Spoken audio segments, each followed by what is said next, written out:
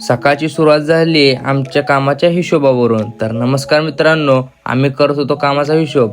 तेवढ्यात हे दोघं पण आले. गणूला म्हणलं 90 लाव, कारण आपल्या दिवसाची सुरुवात ही 90 पासूनच होते.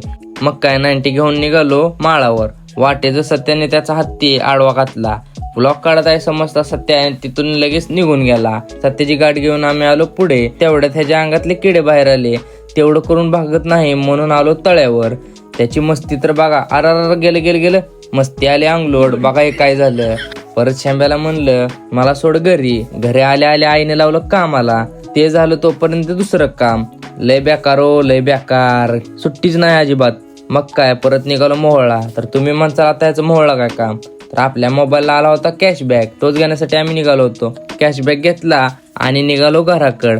जाता जाता म्हणलं गाडी पण उपाशी आहे, तिचं पण पोट भरून घ्याव. तिचं पोट भरून आलो घरी.